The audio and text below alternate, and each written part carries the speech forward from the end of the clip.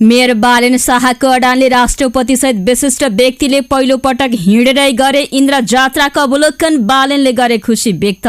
कैलाश पर्वत र मन सरोवरको भ्रमण गर्न सकिने व्यवस्था मिलाउँछौं, प्रधानमन्त्री प्रचण्डको उद्घोष। चीन सरकारसँग सैद्धान्तिक सहमति। मूल्य वृद्धि नियन्त्रण गर्न सरकारले प्रयत्न गरेन, अध्यक्ष नेपालको भनाई। संसदमा आवाज उठाउने। अभिनेत्री एलिजा इलाम 2बाट चुनावमा उठ्ने। वैशाखमा उपनिर्वाचन गर्ने निर्वाचन आयोगको तयारी। गृह मन्त्री र स्वास्थ्य मन्त्रीको राजीनामा माग्दै पाल्पाका चिकित्सकले गरे तानसेनमा प्रदर्शन। विभिन्न 4वटा मुख्य मागहरू पूरा हुनुपर्ने। अनलाइन स्पेसललाई सुरक्षित र भरपर्दो बनाउन आवश्यक नीति बनाउनु पर्ने। मन्त्री रेखा शर्माको जोड। प्रचण्डको चीन भ्रमण तीर्थ यात्रामा सीमित भयो। पूर्व प्रधानमन्त्री भट्टराईको टिप्पणी। राष्ट्रिय हितमा हुनुपर्नेमा तीर्थ यात्रामा भएको भन्दै गरे आलोचना। माओवादीले विद्यालय शिक्षा सम्बन्धी विधेयक संशोधन गर्न सबै पक्षसँग परामर्श गर्ने। धार्मिक तथा सामाजिक सद्भाव कायम राख्न आह्वान। जनमतले भने कुनै पनि दलसँग एकता वा गठबन्धन गर्दैनौ। उच्च स्तरीय प्रशासन सुधार कार्यदलको प्रतिवेदन सार्वजनिक गर्ने मन्त्री परिषदको निर्णय। भ्रष्टाचारका फाइल खोज्दै लेखा समिति।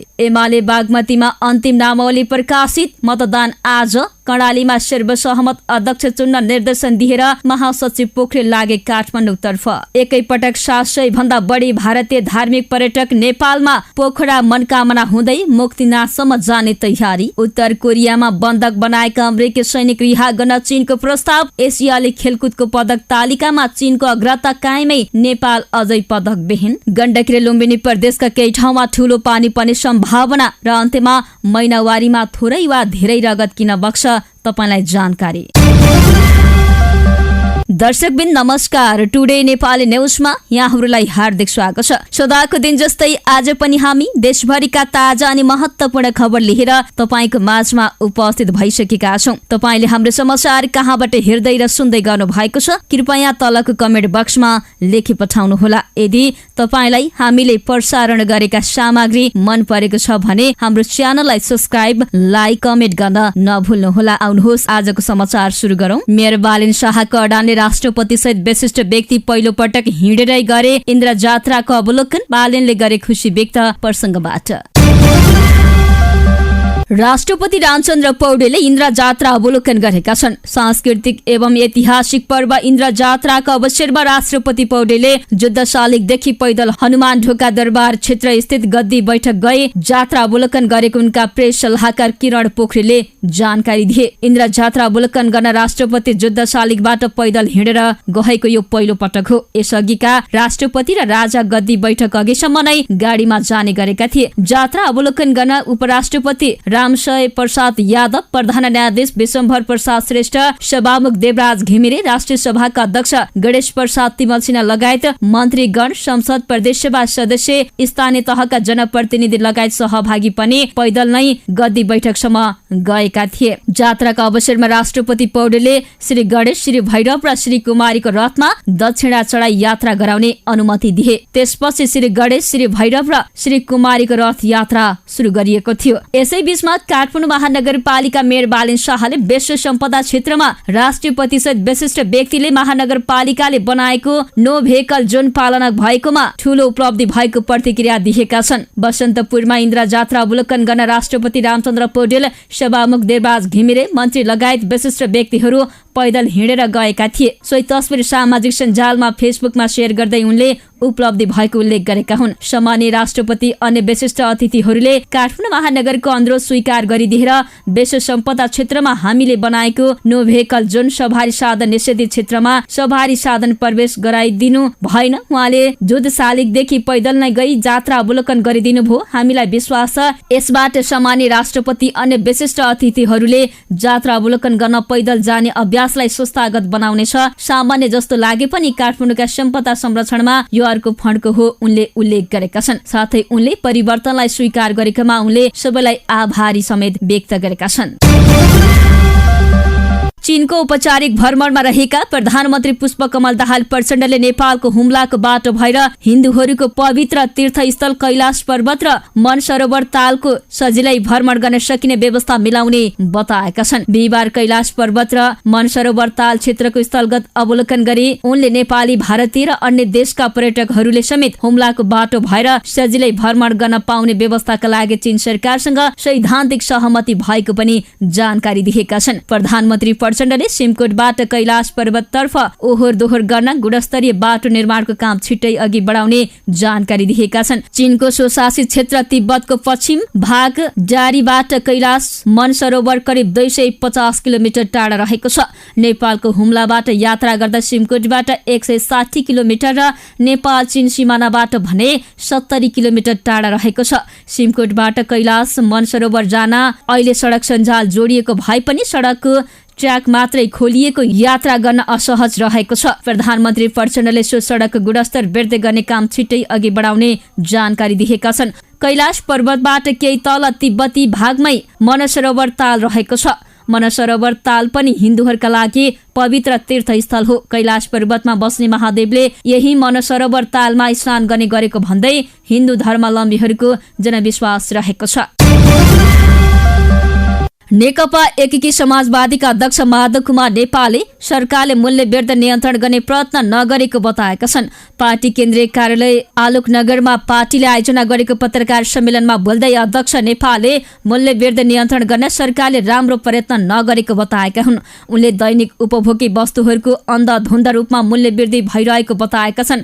मूल्य वृद्धि हुनुपर्ने कुनै औचित्य नहुँदा पनि मूल्य वृद्धि भइरहेको भन्दै उनले यसतर्फ सरकारको ध्यान आकर्षण गराएको उनले बताएका छन्। उनले मूल्य वृद्धि नियन्त्रणको सम्बन्धमा एकीकृत समाजवादीले संसद चल्दा संसदमा आवाज उठाइरहेको र संसद नहुँदा पनि विभिन्न माध्यमबाट सरकारको ध्यान आकर्षण गराएको बताएका छन्। उनले भने यसरी अन्धाधुन्ध मूल्य वृद्धि भइरहेको छ, त्यसलाई नियन्त्रण गर्ने सरकारको राम्रो प्रयत्न भइरहेको देखिँदैन।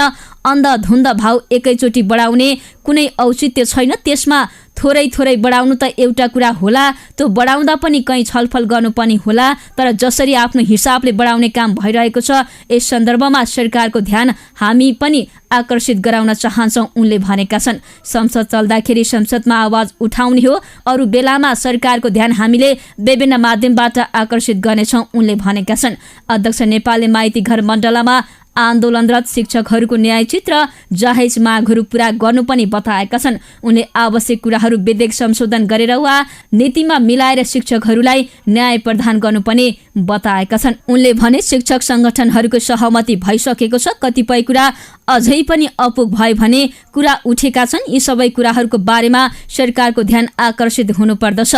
सबै न्यायोचित मागहरू जाहेज मागहरू पूरा गर्ने सन्दर्भमा विधेयकमा मिलाउनु पर्ने कुरा छन् भने विधेयकमा मिलाएर अरू नीतिमा मिलाउनु पर्ने कुरा छ भने नीतिमा मिलाएर शिक्षकहरूलाई न्याय प्रदान गर्नुपर्छ उनको भनाइरहेको छ। अभिनेत्री एलिजा गौतमले इलाम 2बाट उपनिर्वाचनमा उम्मेद्वार बन्ने भएका छिन्। केही समय अघि नागरिक उन्मुक्ति पार्टी परित्याग गरेकी उनी फेरि सक्रिय राजनीतिमा देखिन लागेकी हुन्। म इलाम 2बाट उपनिर्वाचनमा उम्मेद्वार बन्ने निश्चित भइसकेको छ। कुन पार्टीबाट उठ्ने निश्चित भएको छैन, कुराकानी धेरैसँग भएको छ। म राम्रै पार्टीबाट उम्मेद्वार बन्नेछु उनले भनेकी छिन्। थुप्रै म्युजिक भिडियोमा अभिनय गरेकी गौतमले अनुराग चलचित्रमा पनि अभिनय गरेकी छिन्। उनी पत्रकार ऋषि धमलाको पत्नी समेत हुन्। एमालेका उपाध्यक्ष समेत रहेका निर्वाचित सांसद सुभाष चन्द्र नेउहाङको भदौ 26 गते निधन भएपछि उक्त क्षेत्र रिक्त रहेको छ। इलाम 2 सहित संघ प्रदेश र स्थानीय तहमा आगामी वैशाखमा उपनिर्वाचन गर्ने तयारी आयोगले गरेको छ। पाल्पामा कार्यरत चिकित्सकहरूले सुरक्षाको माग गर्दै तानसेनमा प्रदर्शन गरेका छन्। पाल्पाका विभिन्न स्वास्थ्य संस्थामा कार्यरत आवश्यक चिकित्सक तथा स्वास्थ्य कर्मीका लागि सुरक्षित कार्यस्थल संघर्ष समिति पाल्पाको आयोजनामा तानसेनमा विरोध प्रदर्शन भएको हो। पाल्पाका आवश्यक चिकित्सकहरूले सम्पूर्ण स्वास्थ्य कर्मीको पूर्ण सुरक्षा हुनुपर्ने, दोषीमाथि कडा कारबाही गर्नुपर्ने लगायतका नारा लगाउँदै तानसेनका विभिन्न चोकचोकमा पुगे विरोध गरेका हुन्। मोकानपुर, कञ्चनपुर, लमजुङ, कास्की लगायतका जिल्लामा स्वास्थ्य कर्मीमाथि आक्रमण हुँदा पनि राज्यले सुरक्षा प्रदान गर्न नसकेको भन्दै आन्दोलनमा उत्रिएका आवश्यक चिकित्सकले विभिन्न 4वटा मुख्य मागहरू पूरा हुनुपर्ने बताएका छन्।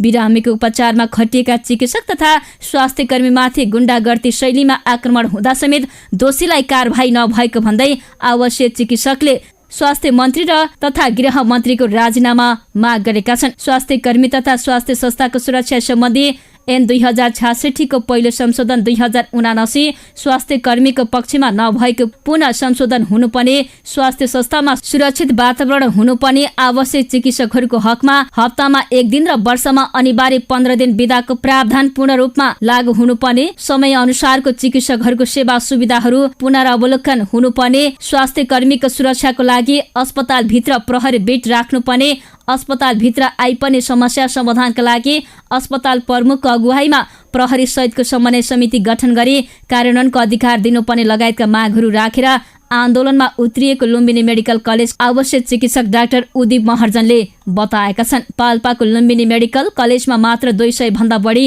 आवश्यक चिकित्सक रहेका छन्। मागहरू सम्बोधन नहुँदासम्म आन्दोलन निरन्तर चलिरहने चिकित्सक डाक्टर महर्जनले बताएका छन्।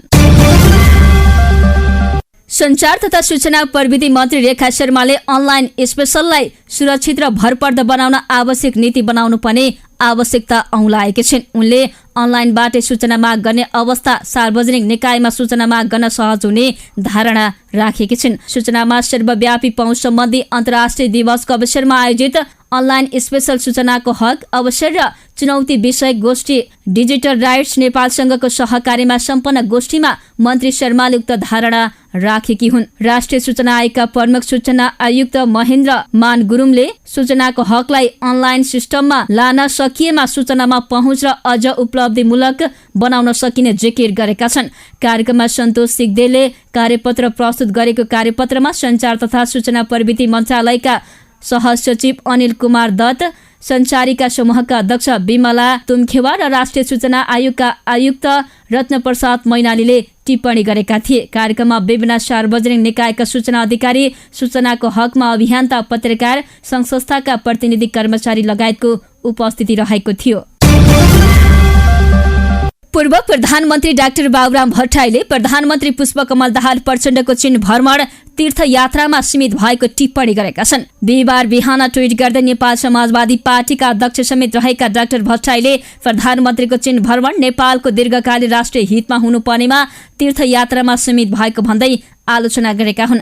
प्रधानमन्त्री प्रचण्डले आफैले अपेक्षा गरे भन्दा भ्रमण राम्रो भएको दावी गरे पनि देशको आवश्यकता र सम्भावनाको कसीमा कति परिमाणमुखी रहे भन्ने कुरा प्रमुख हुने भट्टराईको दावी छ। चीनको स्वशासित क्षेत्र ल्वासा पुगेका प्रधानमन्त्री प्रचण्डले ल्वासामा अवस्थित नेपाली महावाणिज्य दूतावासमा आयोजित कार्यक्रमलाई सम्बोधन गर्दै भनेका थिए, म अमेरिकादेखि नै आएर यसपटकको चीन भ्रमण कस्तो होला भन्ने पनि लागिरहेको थियो, तर अहिले मलाई महसुस भएको छ कि भ्रमण मैले हामीले सोचे भन्दा पनि फरक भएको छ, सफल भएको छ। उक्त भनाइलाई लक्षित गर्दै डाक्टर भट्टराईले भने नेपाल यति बेला आन्तरिक रूपमा तीव्र रचनात्मक आर्थिक सङ्कट र बाह्य रूपमा इतिहासमै कमजोर अन्तर्राष्ट्रिय हैसियतको अवस्थामा छ।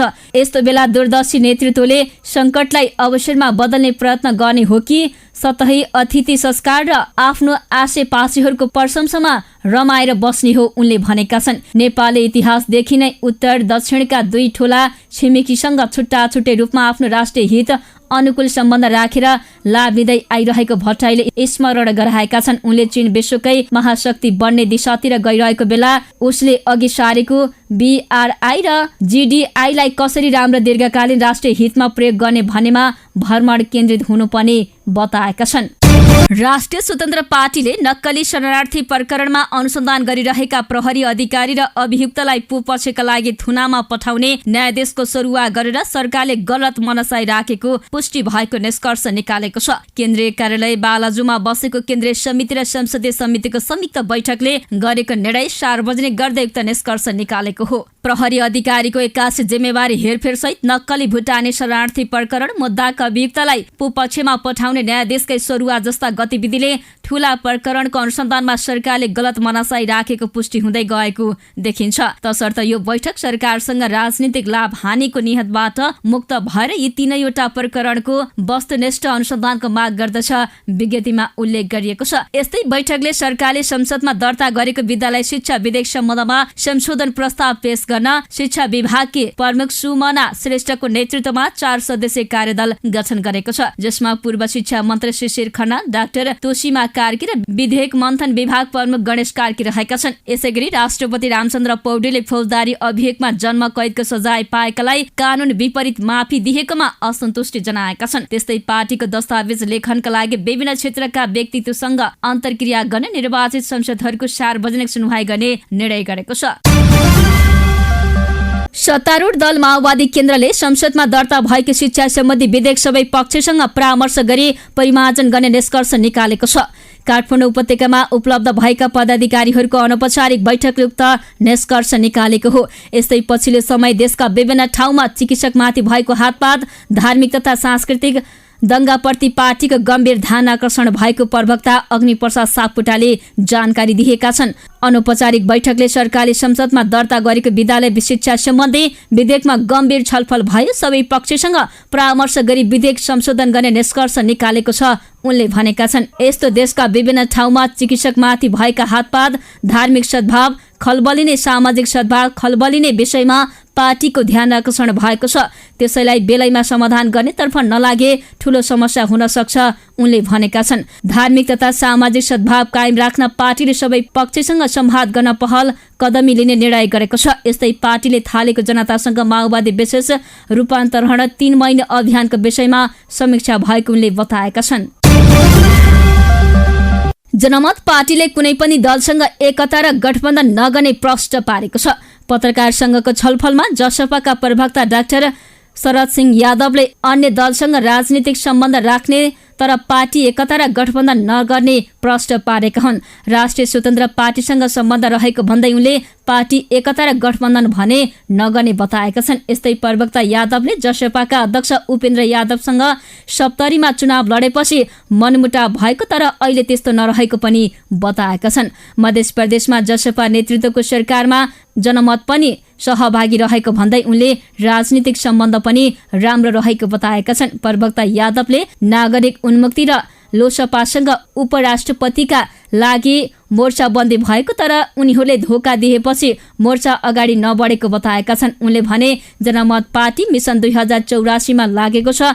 आउने चुनावमा कम्तीमा 2वटा प्रदेशमा बहुमत ल्याउँछौं, सरकार पनि बनाउँछौं, संघमा पनि बढी उपस्थिति देखाउने गरी तयारी भइरहेको छ उनले भनेका छन्। प्रवक्ता यादवले बाध्यतावश संघीय सरकारमा गएको बताए। जुन मन्त्रालयले पनि काम गरेर देखाउने भन्दै उनले काम गर्न सकेनन् भने पार्टीले त्यसको बारेमा पुनः छलफल गर्ने बताएका छन्। कोशी प्रदेशको मन्त्री परिषद बैठकले उच्च स्तरीय प्रशासन सुधार कार्यदलको प्रतिवेदन 2080 सार्वजनिकरण गर्ने निर्णय गरेको छ। बिहिबार बसेको कोशी मन्त्री परिषदको बैठकले झापाको अर्जुनधारा नगरपालिका र अमेरिकाको टेक्सास नगरबीच भगनी सम्बन्ध कायम गर्नका लागि नेपाल सरकारको पूर्व स्वीकृति लिन सिफारिस गर्ने निर्णय पनि भएको छ। यसैगरी कृषि आयमा लगाउँदै आएको कर प्रदेश सञ्चित कोषमा दाखिला गर्ने व्यवस्थाका लागि अर्थ मन्त्रालयलाई अनुरोध गर्ने निर्णय पनि गरेको छ। यस्तै प्रदेश सामूहिक कर असुल सम्बन्धी विधेयकको मस्यौदा गर्न सैद्धान्तिक स्वीकृति लिने निर्णय पनि भएको मुख्यमन्त्री तथा मन्त्री परिषदको कार्यालयले जनाएको छ। बैठकले सरकारको प्रवक्तामा आन्तरिक मामिला तथा कानून मन्त्रीलाई तोक्ने निर्णय पनि गरेको छ। यसबाहेक आज रकम धर्म पर्वको उपलक्ष्यमा कोशी प्रदेशमा राहुत तथा झागड समुदायलाई सार्वजनिक बिदा दिने निर्णय पनि गरेको छ। प्रतिनिधि सभाको सार्वजनिक लेखा समिति भ्रष्टाचार र अनियमितताको विषयको छलफलमा केन्द्रित हुन खोजेको छ।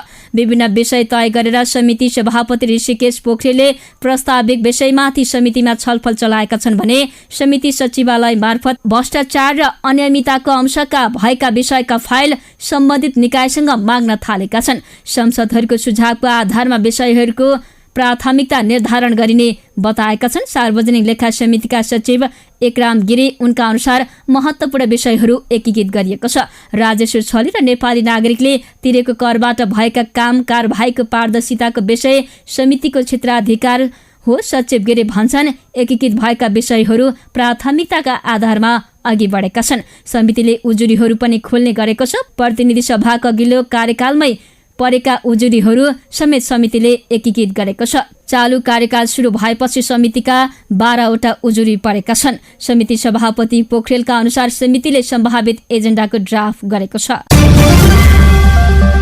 नेपाल समाजवादी पार्टीका अध्यक्ष डाक्टर बाबुराम भट्टराई र महेन्द्र राय यादव बीच खटपट सुरु भएको छ। खास गरी माओवादी केन्द्रसँगको एकता प्रक्रियालाई लिएर दुई नेता बीच मनमुटाव सुरु भएको बुझिन्छ। यादव गत वर्ष मक्सिरमा सम्पन्न निर्वाचनमा माओवादी केन्द्रको चुनाव चिन्ह हँसिया हतौडा लिएर सर्लाही 2बाट निर्वाचित भएका हुन्। उनी प्रधानमन्त्री पुष्पकमल दाहाल नेतृत्वको सरकारमा खानेपानी तथा सरसफाई मन्त्री छन्। नेसपा र नेकपा माओवादी केन्द्र बीच चुनाव अघि नै एकताको लागि गृह कार्य भएको थियो, तर पार्टीको नाम फेर्ने विषयमा सहमति नभएपछि एकता प्रक्रिया रोकिएको थियो। पछिल्लो समय समाजवादी मोर्चा गठन भएपछि बाबुराम प्रचण्डसँग रुष्ट छन्, तर यादव भने प्रचण्डसँग नियमित सम्पर्कमा छन्। अध्यक्ष बाबुराम भ्रमणमा गएको बेलामा माओवादीले अर्का अध्यक्ष यादवको नाममा एकताको लागि पत्रचार गरेपछि नेसपामा हल्लीचल्ली मचिएको थियो। प्रचण्डले आफू देश बाहिर रहेको बेलामा यादवलाई प्रयोग गरेर पार्टीभित्र खेल्न खोजेको टिप्पणी पनि गरेका छन्। यादवले भने एउटा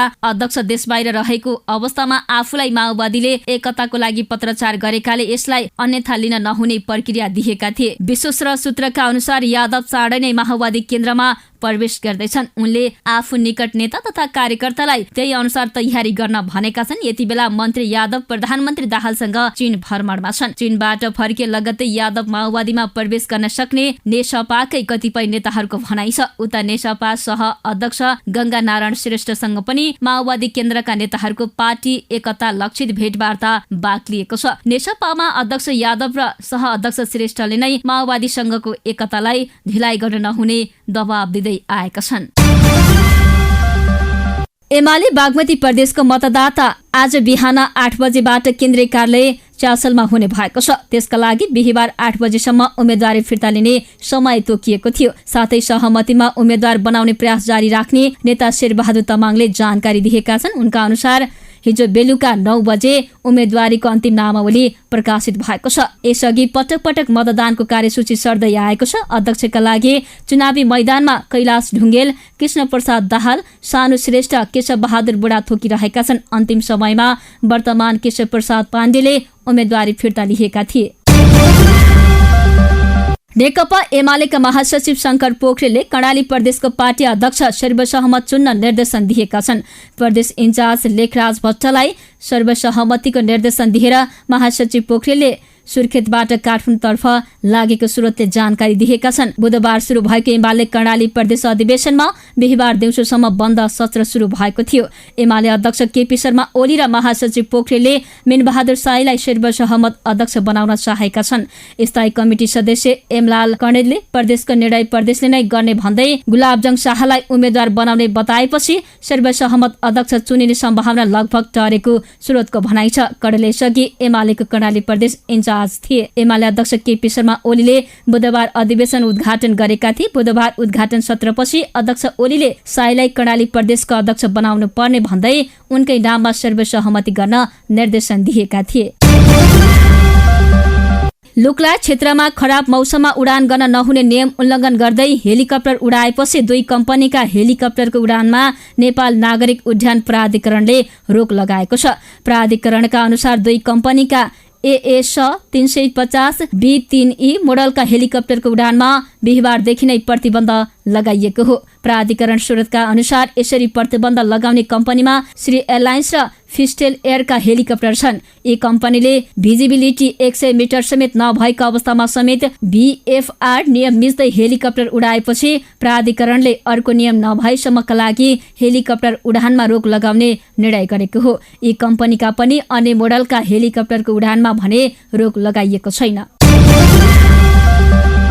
निरन्तर आन्दोलनमा रहेका राहत शिक्षकहरूले आज पनि कालो पट्टी बाँधेर प्रदर्शनमा उत्रिएका छन्। बुधबार केही आक्रमण र उत्तेजित बनेका शिक्षकहरू आज भने शान्तिपूर्ण रूपले पट्टी बाँधेर आन्दोलनमा उत्रिएका हुन्। सरकार र शिक्षक महासंघ बीच 6 बुँदे सहमति भएर स्थायी प्रकृतिका शिक्षकहरू काठमाडौँबाट फर्किए पनि राहत अनुदान अस्थायी र करारमा आबद्ध रहेका र पेन्सनबाट वञ्चितमा परेका शिक्षकहरूले आन्दोलनलाई निरन्तरता दिएका छन्। उनीहरू माइतीघर मण्डलमा भेला भएर प्रदर्शन गरिरहेका छन्। उनीहरूले अस्ति भएको सहमति खारेज हुनुपर्ने, शिक्षा मन्त्रीले राजीनामा दिनुपर्ने नाराबाजी गरिरहेका छन्। देशभरका सामुदायिक विद्यालयमा करिब 46,000 राहत शिक्षक रहेका छन्। राष्ट्रिय मानव अधिकार आयोगले पछिल्ला केही दिन यता कास्की, मकवानपुर, लमजुङ, चितवन जिल्ला लगायतका अस्पतालहरूमा कार्यरत चिकित्सकमाथि भएका आक्रमण, दुर्व्यवहार तथा स्वास्थ्य संस्थामा भएको तोडफोड एवं चिकित्सकहरूले गरेको आन्दोलनप्रति गम्भीर ध्यान आकर्षण भएको जनाएको छ। चिकित्सकहरूको सुरक्षा व्यवस्था, स्वास्थ्य सेवाको निरन्तरता तथा बिरामीहरूले भोग्नु परेको समस्याहरू सम्बन्धमा आयोगले विभिन्न माध्यमबाट निरन्तर अनुगमन गरिरहेको प्रवक्ता डाक्टर टीकाराम पोखरेलले जारी गरेको विज्ञप्तिमा उल्लेख छ। गत भदौ 24 गते हेटौडाको सञ्चय अस्पतालका चिकित्सकमाथि सेवाग्राहीबाट हातपात भएको, असौ 7 गते लमजुङको लमजुङ अस्पतालका चिकित्सकमाथि स्थानीय जनप्रतिनिधिबाट हातपात भएको, असौ 8 गते पोखराको मणिपाल अस्पतालमा चिकित्सकहरूमाथि सेवाग्राहीले कुटपिट, दुर्व्यवहार र आक्रमण गरेको घटना सम्बन्धमा आयोगले अनुगमन गरेको उनको भनाइ छ।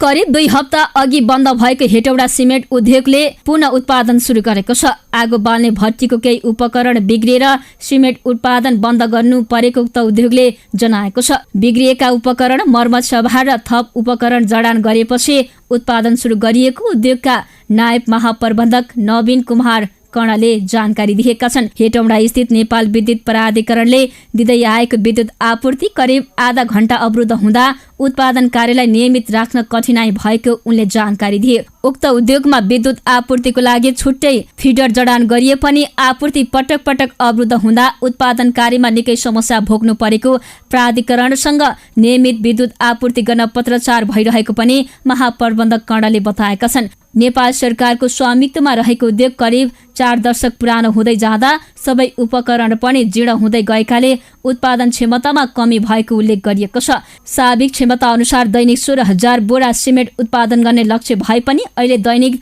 10,000 बोरा मात्रै सिमेन्ट उत्पादन भएको उद्योग व्यवस्थापनले जानकारी दिएको छ। विश्व पर्यटन दिवस सन्दर्भमा नै एकैपटक 723 भारतीय धार्मिक पर्यटक नेपाल आएका छन्। नेपालका धार्मिक तीर्थस्थलमा दर्शनका लागि एकैपटक 723 भारतीय धार्मिक पर्यटकहरू नेपाल आएका हुन्। उनीहरू लुम्बिनीमा जानकी मन्दिरको दर्शनपछि काठमाडौँ आएका हुन्। 723 भारतीय धार्मिक पर्यटकहरूले पशुपति दर्शन तथा ललितपुरको पाटन दरबार, भक्तपुर दरबार अवलोकन गरेका छन्। भारतीय धार्मिक पर्यटकहरू नेपालका प्रसिद्ध धार्मिक स्थलको अवलोकन गर्नेछन्।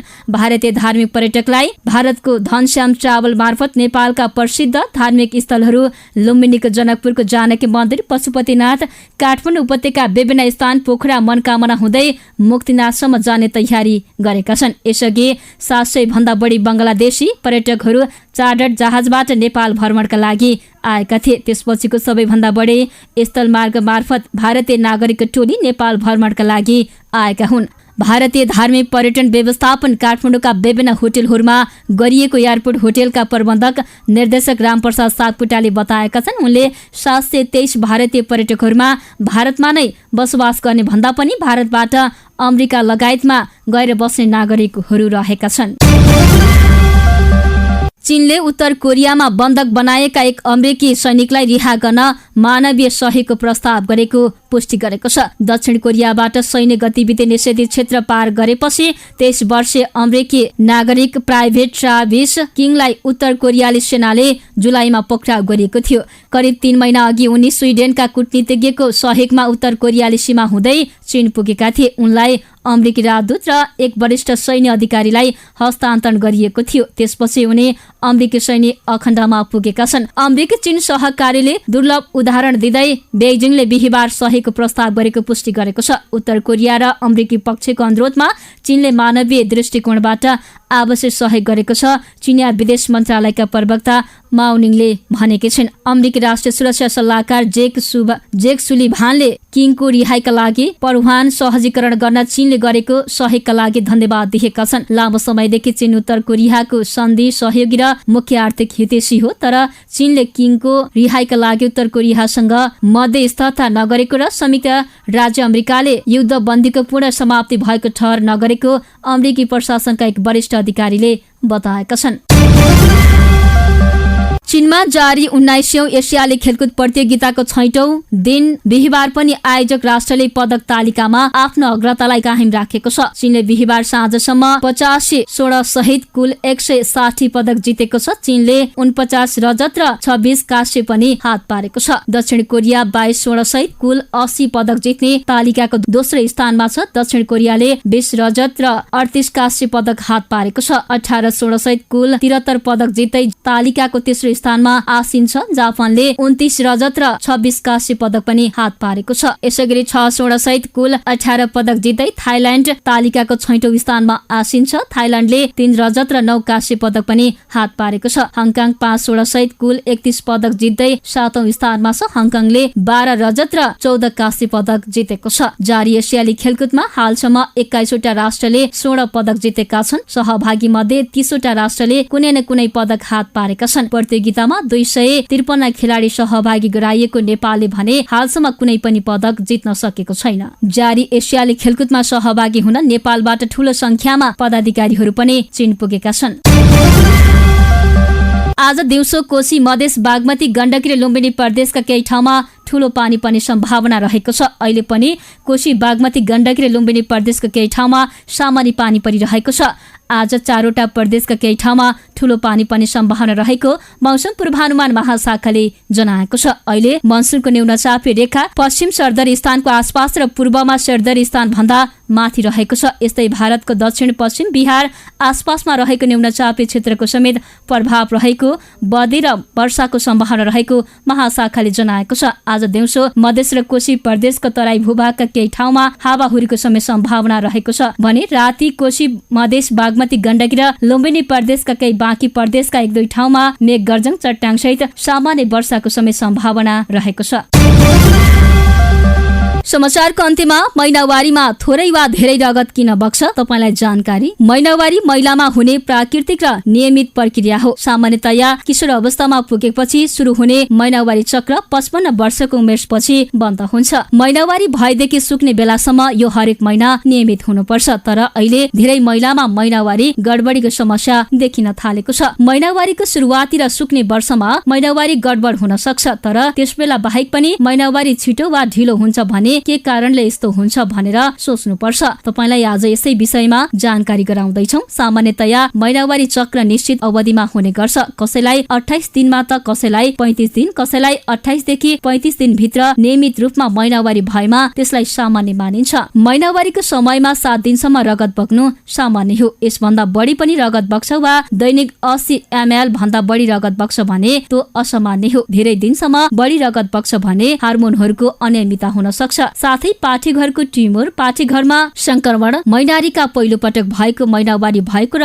मोनोपोज महिनावारी सुक्ने समयमा धेरै वा थोरै रगत बग्ने समस्या हुन सक्छ। महिनावारीमा एक दिन मात्र रगत बग्नु वा एकदमै थोरै रगत बग्नु पनि सामान्य होइन। एक दिन मात्र रगत बग्नु वा धेरै मात्र रगत बग्नु पनि महिनावारी गडबडी हो। कसैको शरीरमा रगतको कमी नै भयो भने थोरै मात्रामा रगत बग्ने गर्छ। पाठीघरको लेबर पातलो भयो भने पनि थोरै रगत बग्छ। कसैमा वंशाणुगत कारणले पनि यस्तो भइरहेको हुन्छ। आमालाई महिनावारीमा थोरै रगत बग्थ्यो भने छोरीमा पनि त्यस्तो हुन सक्छ। कहिलेकाहीँ पोषणयुक्त खानाको कमीले गर्दा पनि यस्तो समस्या हुन सक्छ। महिनावारीको सुरुवाती र सुक्ने वर्षमा भएको सुरुवातको केही वर्षमा महिनावारी छिटो वा ढिलो हुने, गडबड हुने हुन्छ। हार्मोनको समस्या, परिवार नियोजनका साधनको प्रयोग, रगत सम्बन्धी रोग, अण्डाशय तनाव, पाठीघर सम्बन्धी समस्या भएका कारण पनि महिनावारी अनियमित हुन्छ। धेरै मोटोपन भएका महिलामा पनि महिनावारी अनियमित हुन सक्छ। महिनावारी चक्र गडबडी हुने 10% कारण तनाव हो। साथै खराब जीवनशैली, खानपानले पनि